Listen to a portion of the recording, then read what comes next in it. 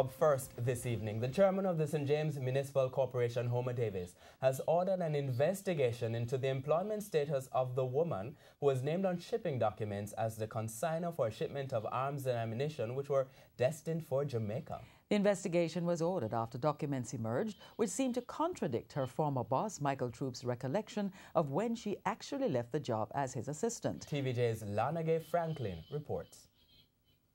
24 hours. That's the timeline given by Chairman of the St. James Municipal Corporation, Homer Davis, for the completion of an investigation he ordered into why monies were being paid to a woman.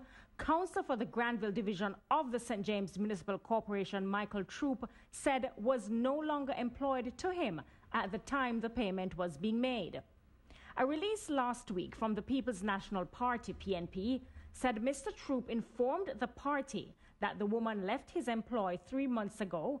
Then earlier this week, documents emerged showing she made a claim, which was countersigned by Mr. Troupe, to receive payment for work done in October, which was just over a month ago. The woman at the center of the saga was the one named as the consignor for a shipment of guns and ammunition which were intercepted last month by U.S. Customs and Border Patrol at the Miami International Airport.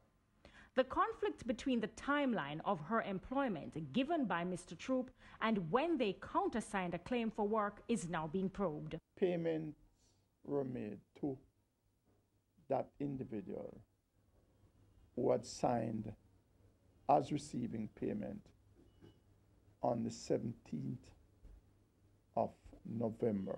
Mr. Davis said the matter is of grave concern to members of the corporation. I have asked my Chief Executive Officer to conduct an immediate investigation into this matter and to furnish me with a report in 24 hours' time in order that I can send that report on to the Minister of Local Government and Community Development. Lanagay Franklin, TVJ News.